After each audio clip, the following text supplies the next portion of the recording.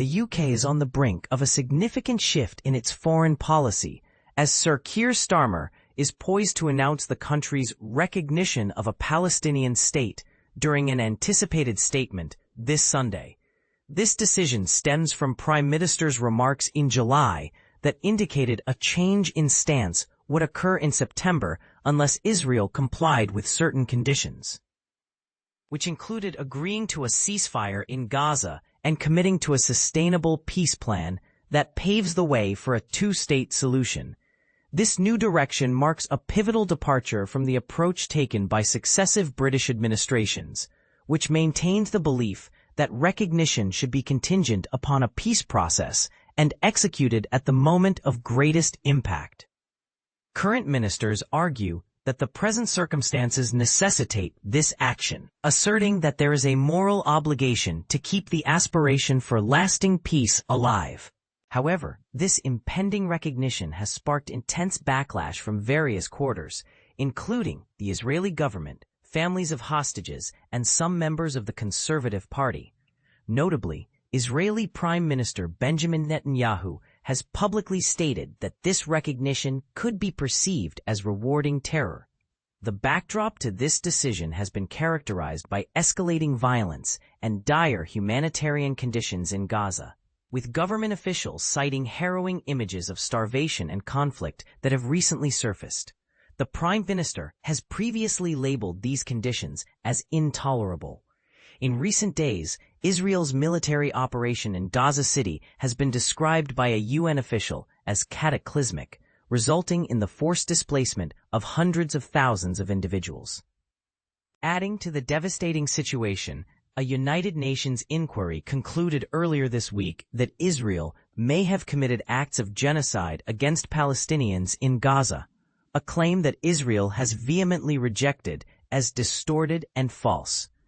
Ministers have pointed to the ongoing expansion of Israeli settlements in the occupied West Bank, deemed illegal under international law, as a crucial factor influencing the decision to recognize Palestinian statehood. Justice Secretary David Lammy, who was serving as Foreign Secretary when this shift was announced, highlighted the contentious E1 settlement project. Critics argue that this undertaking threatens the viability of a contiguous Palestinian state, with Lammy asserting, the recognition of a Palestinian state arises from the serious expansion we're witnessing in the West Bank, alongside the settler violence that has escalated there, and the concerning intentions behind developments like E1 that could obliterate any hope for a two-state solution. Palestinian Authority President Mahmoud Abbas welcomed the UK's impending recognition when he met with Sir Keir earlier this month.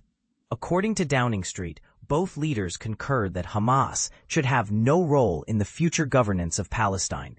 Conversely, Conservative leader Kemi Badenoch expressed her support for a two-state solution in the region, but contended in a recent Telegraph article that it is clear, as stated by the U.S., that recognizing a Palestinian state at this juncture, without the release of hostages, merely rewards terrorism. In an emotional plea, families of some hostages taken by Hamas wrote an open letter to Sir Keir, urging him to reconsider this step until the remaining 48 hostages, 20 of whom are believed to be alive, are safely returned.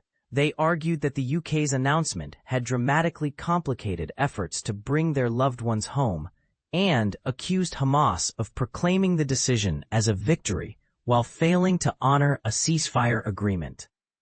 During a recent state visit to the UK, US President Donald Trump also expressed his disagreement with the recognition of Palestinian statehood.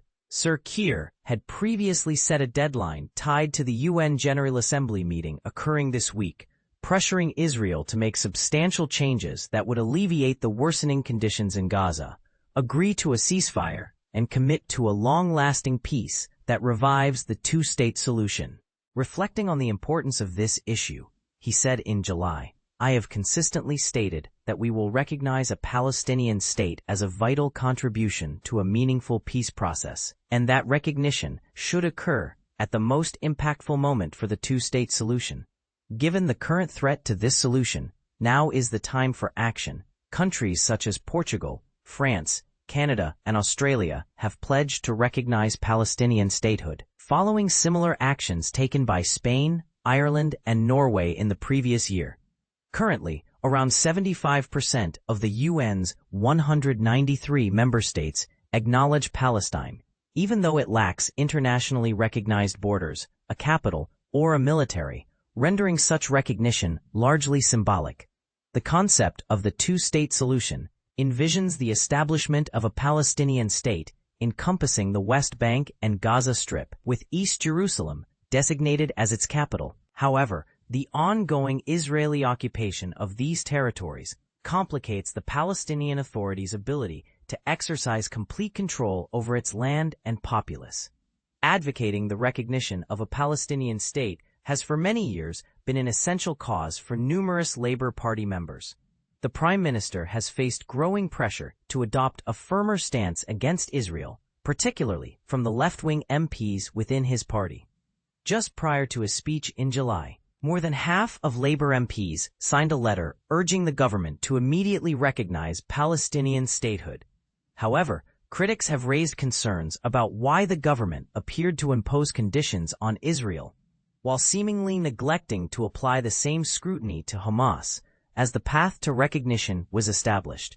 Chief Rabbi Sir Ephraim Mirvis has called for a delay in the government's decision, stating, "The intended recognition is not conditional upon a functional or democratic Palestinian government, nor is there a fundamental commitment to a peaceful future.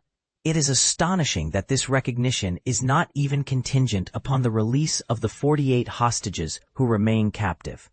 Despite these anxieties, government representatives insisted that their demands for the release of hostages held by Hamas and for a ceasefire remain unchanged. Nonetheless, officials from the Foreign Office argued that statehood is an inherent right of the Palestinian people and cannot be conditional on Hamas's actions, which the UK government categorizes as a terrorist organization. During a Thursday meeting with President Trump at Chequers, Sir Keir reaffirmed that Hamas would play no role in any future Palestinian state. The Israeli military's current campaign in Gaza began as a response to an unprecedented attack orchestrated by Hamas on October 7, 2023, which resulted in approximately 1,200 fatalities and the abduction of 251 individuals. In the aftermath, the Hamas-run health ministry in Gaza reported that at least 64,964 individuals have died due to Israeli airstrikes since that date.